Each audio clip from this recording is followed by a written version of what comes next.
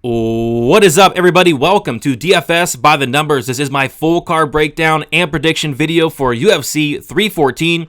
We have Alexander Volkanovski going against Diego Lopes, and we are heading out to Miami for a very fun pay-per-view card, a card that is stacked from top to bottom. Love the main event, Alexander Volkanovski, Diego Lopes, two of my favorite fighters, and then the co-main event, a 5-round matchup between Paddy Pimblett and Michael Chandler. I cannot be more excited for this card, and I will be attending this card. I'll be heading out to Miami, and I'm looking forward to it, man. I mean, it's two of my favorite things in Miami. We got some fights. Love the fights, and I also love some big booty Latinas. Yes. And we know Miami's going to bring a lot of that. So yeah, looking forward to it. If you guys see me in Miami, say what's up. Say what's up. I'll say what's up. Unless you're a weirdo. There's a lot of weird people out there. A lot of sick individuals out there. If you're a weird, sick individual, stay away from me. Stay far away from me. But yeah, if you're cool, yeah, say what's up, man. Say what's up. A couple announcements before we get into it. So I've been making some major updates to my Discord. I'm going to continue making those updates, especially on the week off. But for this week only, for UFC 314, I'm going to be opening up the Discord to the public for free. So click the link in the description for the Discord. Hop in. Feel free to hop in. Talk some fights. We can talk fights and all that for this week only. Join, and yeah, you can be a lifetime Discord member. So there's going to be a free section of the Discord for everybody, and then there's going to be a members only section. And the members only, that's where I'll post my bets, my bet write-ups, etc. So I think a lot of people, especially the members, will love that, so they don't have to log into the website, and everything will be right on Discord. Save people a lot of time and stuff like that. But yeah, feel free to check out the Discord and come talk some fights with us. I do want to do the significant strike contest for this card. It's a big card, pay-per-view card. To enter the contest, first, like the video. Second, subscribe to the channel. And then third, comment down how many significant strikes you think that Alexander Volkanovski and Diego Lopes are going to combine for. $25 the first. If there's a tie, the tiebreaker goes to the person that commented first, whoever's the closest. And if you get it on the dot, I'm going to double up the prize money to $50. So comment down how many significant strikes you think that Volkanovski and Lopes are going to combine for. And lastly, I do want to shout out Realist Boxing Fan for the cool graphics. You know, the dude hit me up and obviously saved me a ton of time, because I actually do these manually. So it takes a while, but he hit me up, gave me some graphics, and I think they look pretty good, so shout out to him for that. Big help. But yeah, guys, with all that out of the way, I say we get into it, and we're going to start with the first fight of the card. And we have Nora Cornolle going against Hailey Cowan. We'll start with Cornolle, who is 35 years old, 5'7" with a 67-inch reach, 8-2 and 4-1 in her last 5 fights. Hailey Cowan, she is 33 years old, 5'8" with a 69-inch reach, 7-3 and 3-2 in her last 5 fights. So yeah, the odds on this fight on the screen are incorrect. This line is actually flipped. It was Nora Cornolle who opened up around plus 130. She is currently the favorite at minus 160, and then as far as Hailey Cowan, she actually opened up as the favorite at minus 150, and now she is the underdog at plus 140. So this is a fight where there's a lot of narrative issues with this fight, on the Cowan side especially. This is a chick who has not fought in almost 2 years, and she is apparently dealing with some, really bad stuff outside of the cage. Some health issues, some personal issues. So I'm not even convinced this fight happens, to be honest. Like, if there's a fight to fall off, it might be this one, because Hailey Cowan is just pulling out of fights left and right. And I don't mind pulling out, but I don't like when fighters pull out of fights. And Hailey Cowan is just pulling out of fights like I think it's like her last 3-4 fights she's pulled out. It's ridiculous, and I wouldn't be shocked if she pulled out of this fight here. But yeah, I mean, I watched the tape on Hailey Cowan, and I don't really know what she's that good at. I mean, for her to win this fight and her to have success here, she's going to be cage pushing. I mean, that's probably what she's best at. She's, physically strong for the division, and she's good at holding fighters against the cage, I guess. I think she's at a big striking disadvantage. I actually think she's at a grappling disadvantage. I just really don't like Cowan's chances at all. But, I mean, the path for her to win this fight is just to make it as boring as possible and just hold Cornolle against the cage and hope to do enough to get the decision, I guess. But I absolutely have to go Cornolle here. I think she's the more active fighter, And I think she's actually decent. Even at 35 years old, she's making improvements. She looks dangerous out there. I don't mind some Nora Cornolle. So give me Cornolle to win this fight. I'll take her to win this fight and win it by decision. Moving on to the next fight, we have Tresean Gore going against Marco Tulio. We have Marco Tulio, who is 30 years old, 6 foot with a 74.5-inch reach. He is 13-1 and 5-0 in his last 5 fights. Tresean Gore, 30 years old, 6 foot with a 75-inch reach, 5-2.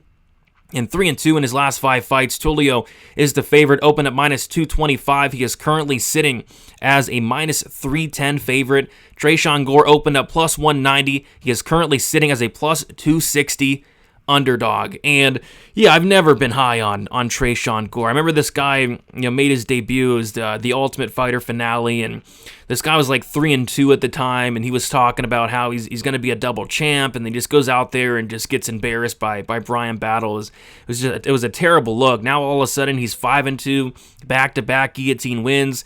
I don't like the guy from a fighting perspective. I'm sure he's a great guy. I just don't like him, as a fighter, because he's so low volume. I think his power is very overrated. He does have a sneaky grappling game, but I don't think that's going to work against Tulio here. I like Tulio. I think Tulio's going to win the minutes of this fight just by doing a lot more. And boy, is his striking very good. Tulio's a very good striker. Shoot to box, Diego Lima guy. Tons of power, tons of spinning attacks. We saw him spinning kick some dude to the body on the Contender Series. It was a great knockout. And this guy clearly has a ton of power. We've seen Tresean Gore knocked out before by Cody Brundage. I think Tulio touches the chin of Tresean Gore at some point in this fight. And yeah, I think Tulio gets it done. So yeah, give me Tulio to win this fight. Give me Tulio to win by first round knockout. Moving on to the next fight, it is Mudaerji going against Mitch Raposo. We have Mudaerji, 29 years old, 5'8" with a 72-inch reach, 16-7 and 2-3 in his last 5 fights. Mitch Raposo, 26 years old, 5'5" with a 64.5-inch reach. He is 9-2 and 4-1 in his last 5 fights. Mudaerji opened up -300. He is currently -210. Mitch Raposo opened up +250. He is currently a +180 underdog.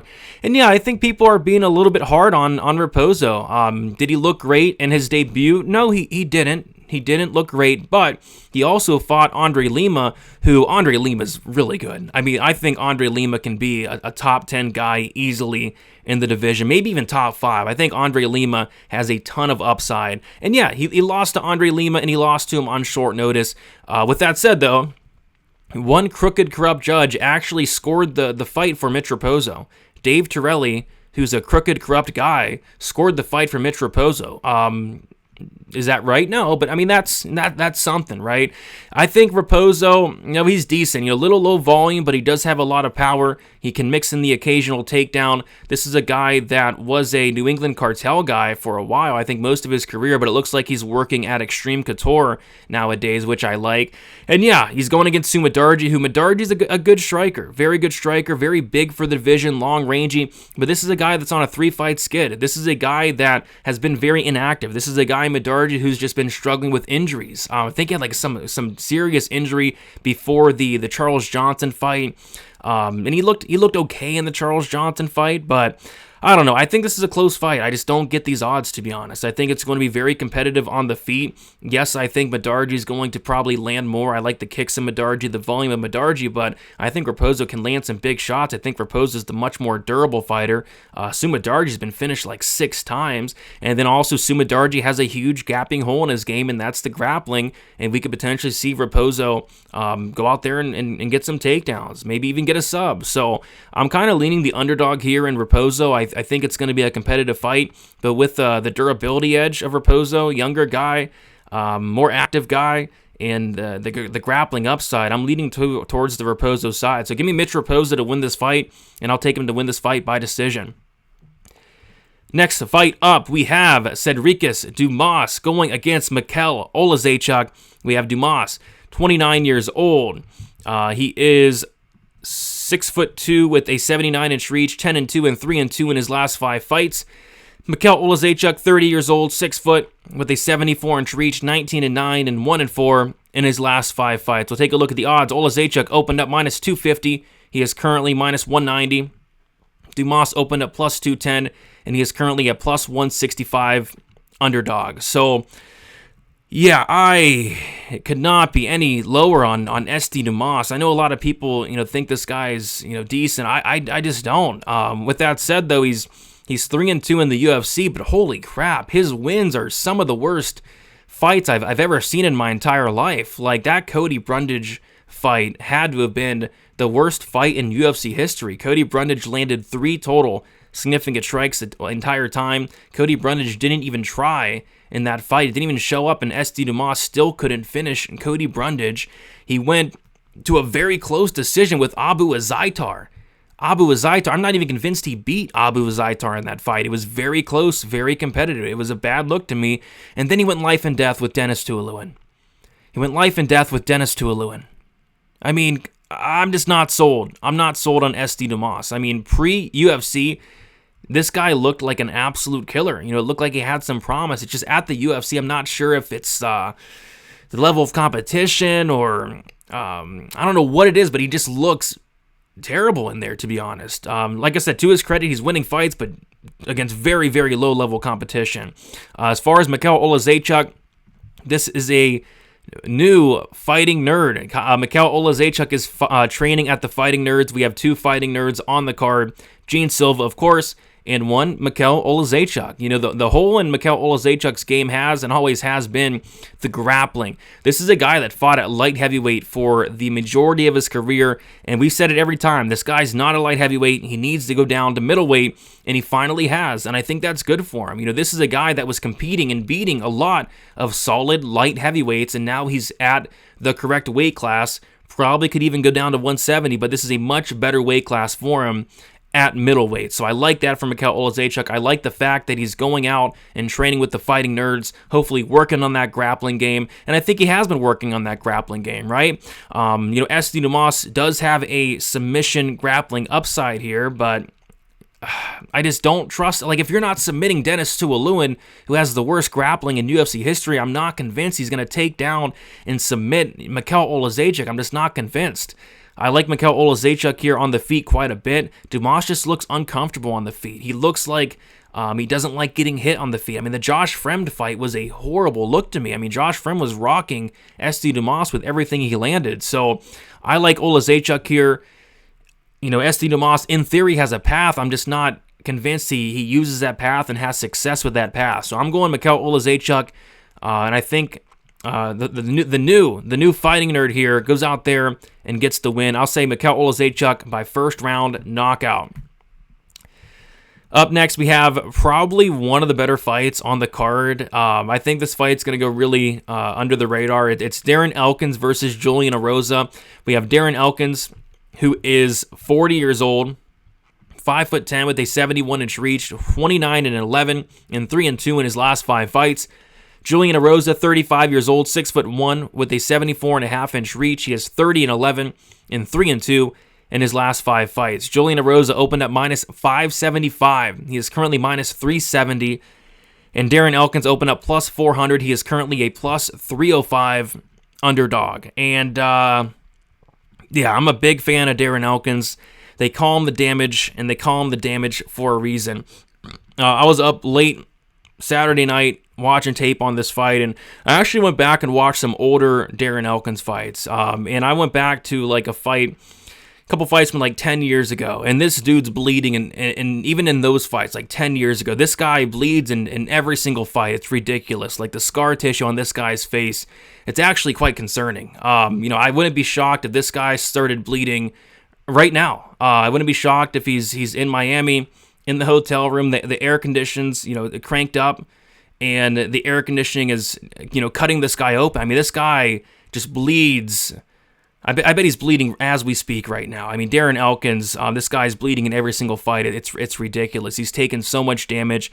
How many fights does Darren Elkins have? He has 40 fights and 40 just wars, just all-out wars. He's left a lot in the cage. On the flip side, Julian Erosa, this guy has a lot of fights too. He is 5 years younger, but he actually has more fights more fights than Darren Elkins, which is kind of crazy. But yeah, Julian Erosa. The problem with Julian Erosa has and always will be the chin. This guy's been knocked out 7 times, which is a lot. It's a lot for sure. But Darren Elkins is not a guy that's going to go out there and really knock you out. So I kind of think it's a great matchup for Erosa in that sense. On top of that, I mean, Erosa is just a much better striker. I think on the feet, he's going to just brutally just beat the brakes off of Darren Elkins, but Elkins will try to get takedowns, and he probably will get some takedowns here. Erosa does have a very solid, very slick grappling game that Elkins needs to be aware of, and when I'm picking Elkins to win a fight, and I'm betting on Elkins to win a fight, I want to pick him and bet him against a guy that's going to slow down, right? And that's not Julian Erosa. I want to bet him against a guy that maybe has a hole in the grappling, and that's not Julian Erosa. Erosa's a guy that he doesn't slow down. He is a great grappler, BJJ black belt, really good submission game. And then, like I said, on the feet, it's just, for me, it's one-sided. I don't care if Erosa doesn't have a chin or not. It's one-sided. So I like Erosa here. The only problem is Julian Erosa is not a guy you ever want to lay minus 370 on. But as far as a pick, I'll pick him to win this fight, and I'll take him to win this fight probably by decision, because Elkins is very tough. But it wouldn't shock me if Erosa finished Elkins, really by strikes, maybe a late sub. I'll go Erosa by decision. Next up, we have Chase Hooper going against Jim Miller.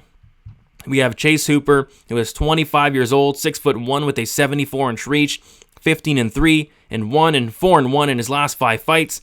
Jim Miller, 41 years old, 5'8" with a 71-inch reach, 38-18, and 3-2 in his last 5 fights. Chase Hooper, biggest favorite on the card, opened at minus 440. He is currently sitting at minus 700. Jim Miller opened up plus 330. He is currently sitting as a plus 525 underdog. And yeah, this fight's going to be awesome as well. Jim Miller, 41. I think he's 41 and a half years old. This is a guy that he's a legend. Always been a big fan of Jim Miller and his style. Very front-loaded, type fighter. A guy that's going to typically finish you in the first, maybe the second round. But he's going against Chase Hooper, who, I wasn't ever entirely sold on. He came into the UFC very young. He's always had that really slick grappling, that really big build for the division. He actually moved up a weight class to lightweight, and he's kind of filling out that frame. And yeah, Chase Hooper, you take a look at him from back when he was like 18, 19 years old, and compare him to now, they're just two different fighters. I mean, the amount of improvements that Chase Hooper has made these last several years is absolutely insane. I just noted on the screen, it should be Chase Hooper's 20. He's 25 years old. 25 years old is Chase Hooper, and the dude looks like a killer. It may not look like it. If you look at the guy, it may not look like it, but Chase Hooper is an absolute killer. Like I said, he has that crazy submission game, but the ground and pound is vicious. I mean, this guy almost killed Slava Borshev if it wasn't for him getting the choke. I mean, Keith Peterson just refused to stop the fight. I mean, the ground and pound was vicious. And I just don't like this matchup for Jim Miller. You take a look at Jim Miller in some of the fights where people are trying to take him down. They have success. Yes, he has that guillotine. Yes, he has, I think he got like an armbar against Roosevelt Roberts. But Chase Hooper's not going to get guillotined here. I don't think he's not going to get armbarred.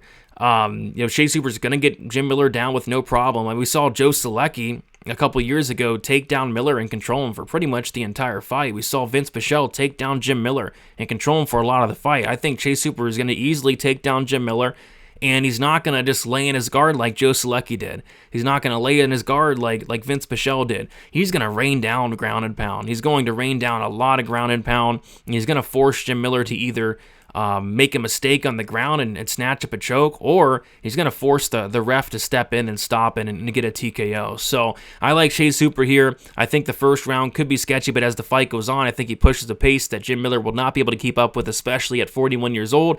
Give me Chase Hooper to win this fight by second round TKO. Moving on to the next fight, it is my girl, Virna Jandiroba, going against Yan Xiaonan. We got Virna Jandiroba, 36 years old, 5'7", with a 64-inch reach, Virna Jandiroba is 21-3 and 4-1 in her last 5 fights. Xiaonan, she is 35 years old, 5'5", with a 63-inch reach, 19-4 and 3-2 in her last 5 fights. Virna opened at -140. She's currently -155. As far as Xiaonan, she opened at +120. She is currently a +135 underdog. I'm really looking forward to this fight. I'm a big fan of Virna Jandiroba. She's very... I think she's hot. I think she's very hot.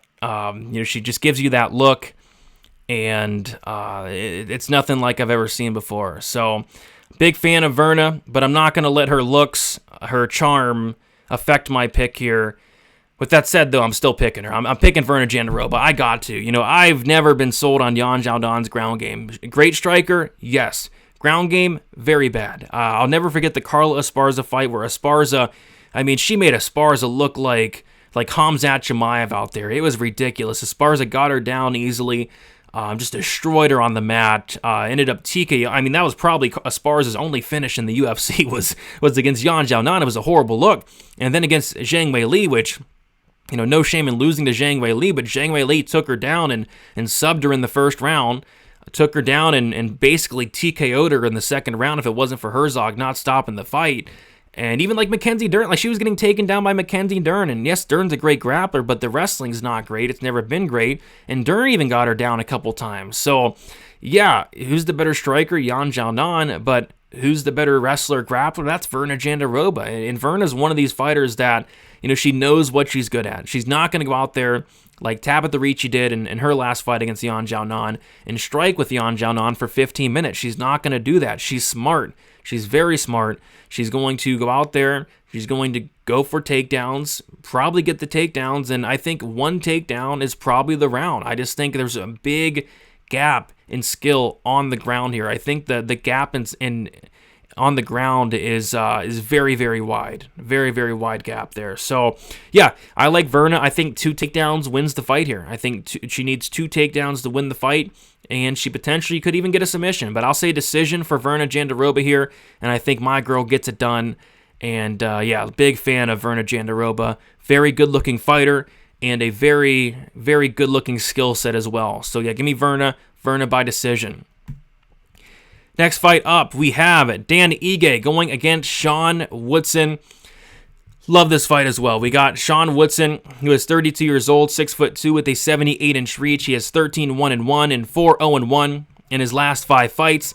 Dan Ige, 33 years old, 5'7", with a 71-inch reach, 18-9 and 2-3 in his last 5 fights. So Sean Woodson opened up -160. He is currently sitting at -162. As far as Dan Ige, opened at +140, currently sitting at +142.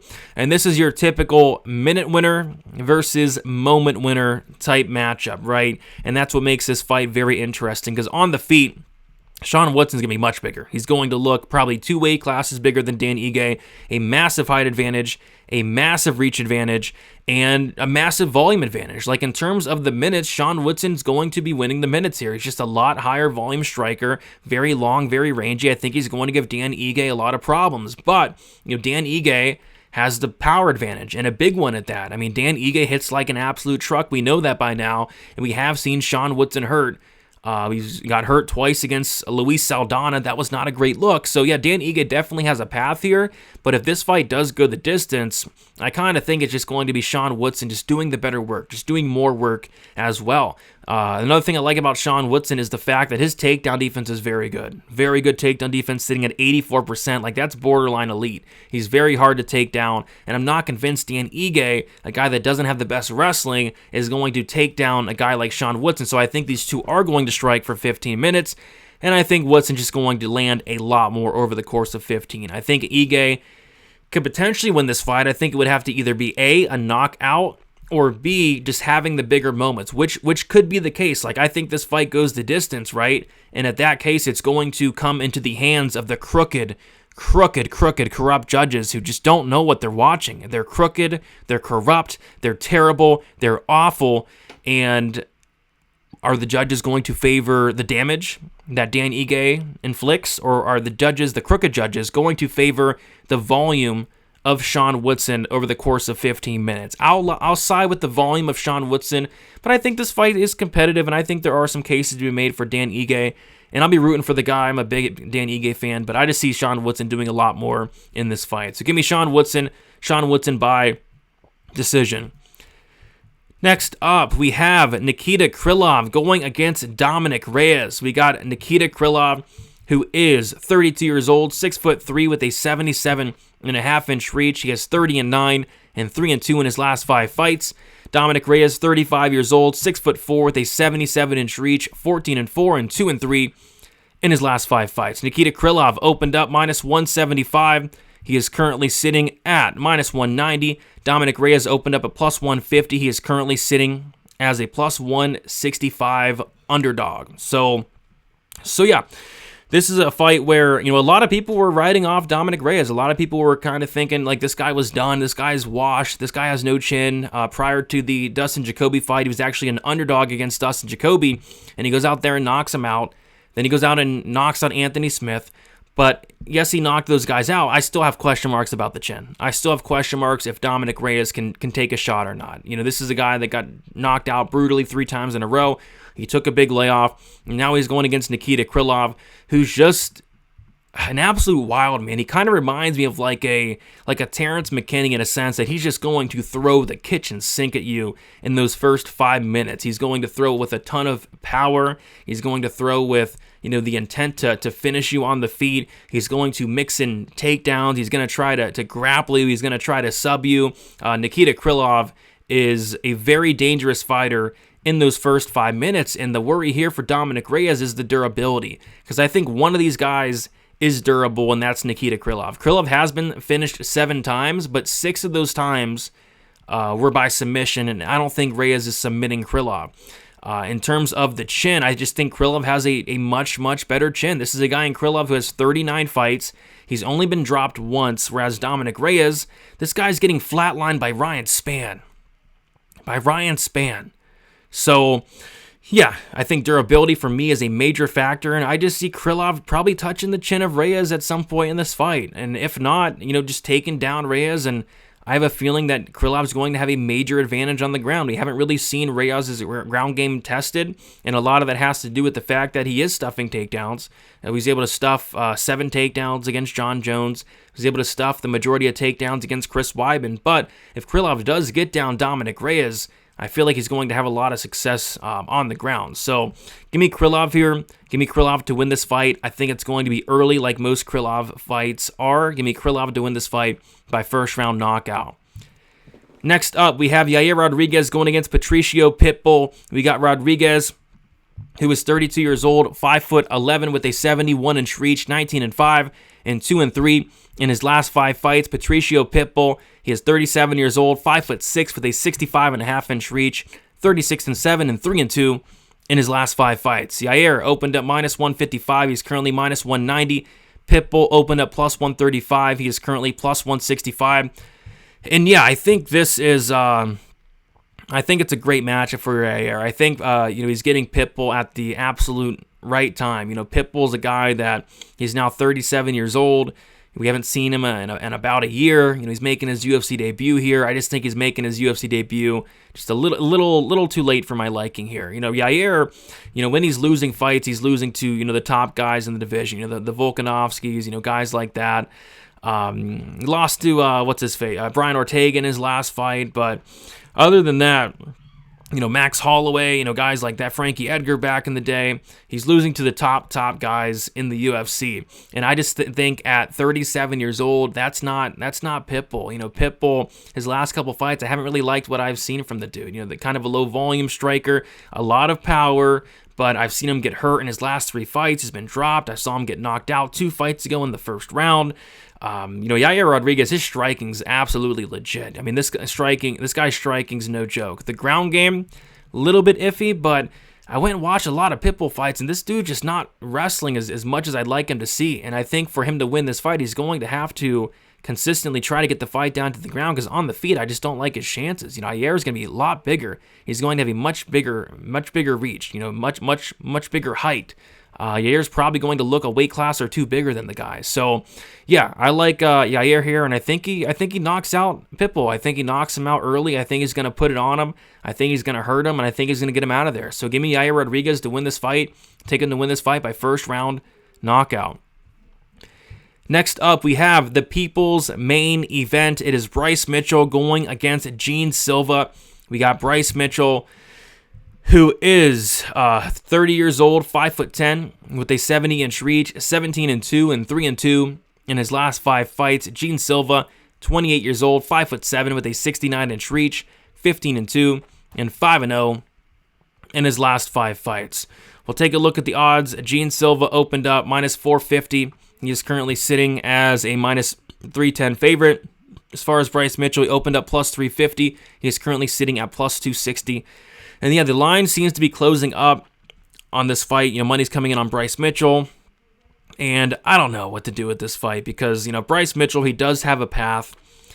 He definitely has a path, and that path is going to be getting the fight down to the ground. The problem is he's going to have to do that for 3 rounds, and he's going to have to just really not strike with Gene Silva at all. I mean, Gene Silva, this dude just has the death touch. He's going out there, and he's knocking out durable guys. He's knocking out Melsik Bagdasaryan, who has a great chin, quite frankly, and that was Melsik's first ever knockout loss. He knocked out Drew Dober, who we know how durable Drew Dober is, right? He knocked out Charles Jourdain. That was Jourdain's first ever knockout loss. So this guy hits like an absolute truck, and it only takes one shot here, and that's kind of what worries me, because I was going back and watching a lot of these Mitchell fights, and it's like, I didn't like what I saw in the Dan Ige fight. Like, Dan Ige was touching him up on the feet for a good portion of that fight, and that was a competitive fight. Bryce Mitchell got the job done, but Dan Ige did a lot of damage, busted up his eye, and if Bryce Mitchell gives Gene Silva just any opportunity here whatsoever in any round, he could be looking up at the lights. So there is a path for Bryce Mitchell. I just see Gene Silva landing a big shot at some point in this fight.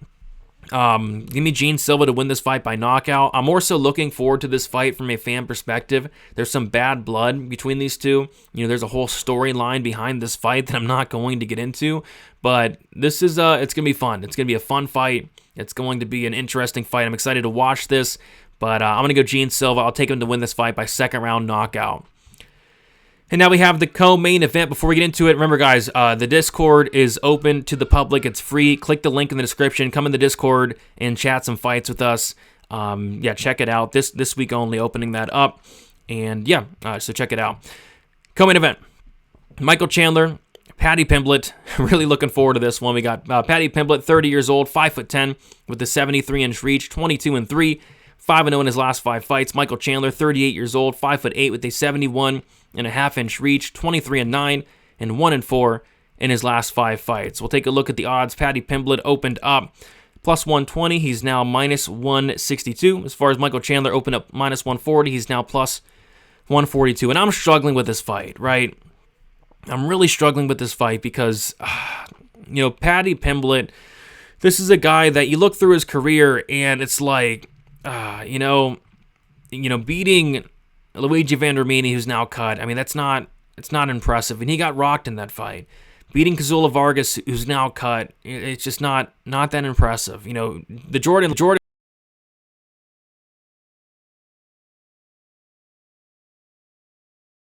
A lot of people thought. I thought Gordon probably beat him. It was close, but wasn't the best look. The Tony Ferguson fight, he beat Tony Ferguson, but it wasn't the best look. Like, Tony had some success in that fight. And then in the Green fight, Green just made a horrible mistake and shot in for a takedown and got choked out. But prior to that, Green was looking really good on the feet, and Bobby Green, as we know, is just completely done at this point. So if he beats Michael Chandler, like, it is his best win, and his best win by far. His best win by far in the UFC. Because beating a washed Green and a washed Ferguson, it just doesn't tell me much. So, and you look at Michael Chandler's losing fights. It's the opposite. He's losing fights, but he's losing them to guys like Charles Oliveira, Dustin Poirier, Justin Gaethje, right? Those are his 3 losses in the UFC. All 3 of those guys would destroy Paddy. So I'm struggling with this one. because on the feet, like, you have to favor Michael Chandler. I mean, Paddy holds his chin up in the air. The striking has improved a lot, but I mean, Michael Chandler has a lot of power. I worry about, Paddy Pimblett potentially getting knocked out here for the first time with how hard Chandler hits and how Paddy blocks punches with his face. I worry about the cardio of Paddy Pimblett. We saw him slow down in a lot of fights, that go past the second round. Even in the Ferguson fight, was very tired in that fight. Just with the way he fights, his style that he fights, doesn't really seem like he can keep a pace, and this is a 5-round fight. I don't like the wrestling from Paddy Pimblett. This is a guy that he's completing takedowns at a 25% accuracy, and that's against guys like Jordan Levitt, who has a 20% takedown defense, Kazula Vargas, who has a 30% takedown defense. So, yeah, Chandler is 38 years old. He's, quite frankly, doesn't have the best record in the UFC, but again, it's the level of competition. So I'm kind of leaning Chandler here. I'm kind of leaning Chandler to win this fight. I just think that it's not going to be easy to take down Chandler. And then on the feet, like, Paddy's going to get hit. He's going to get hit hard. He's going to get hit a lot. And I just actually trust Chandler more as the fight went on. We just saw Chandler have a ton of success against Charles Oliveira in the 5th round. So give me Chandler here. It's going to be a very unpopular pick, and I get it. I'm a big fan of Paddy Pimblett. I almost got the Paddy Pimblett wig delivered by Fight Time, but it's not going to arrive in time. But yeah, I'm a big fan of Paddy Pimblett. Michael Chandler, not extremely high on, but in terms of like looking at this matchup, it's like I don't see Paddy getting him down, and if not, I think he's going to get hit a lot in the face. So yeah, give me Michael Chandler here as a dog. I'll take Chandler to win this fight by 1st round knockout. And then finally, we have the main event. If you guys have not already, be sure to comment down the significant strikes for these two. $25 the first. If there's a tie, the tiebreaker goes to the person that commented first. If you guys get it on the dot, I'm going to double up the prize to $50. So comment down those significant strikes between Volk and Lopes. All right, so yeah, Volkanovski, Diego Lopes, incredible main event. I cannot wait for this one. We'll start with Volkanovski, who is 36 years old. He is 5'6" with a 71.5-inch reach. He is 26-4 and 2-3 in his last 5 fights. Diego Lopes, 30 years old, 5'11" with a 72.5-inch reach. He's 26-6 and 5-0 in his last 5 fights. We'll take a look at the odds. Volkanovski opened up -170. He's currently -150. Diego Lopes opened up +145. He is currently a +130 underdog. And yeah, this is a very tough fight to call because, skill for skill, I think Volkanovski is just a lot better than Diego Lopes. I don't think that's, really arguable. But Volkanovski's 36 years old at this point.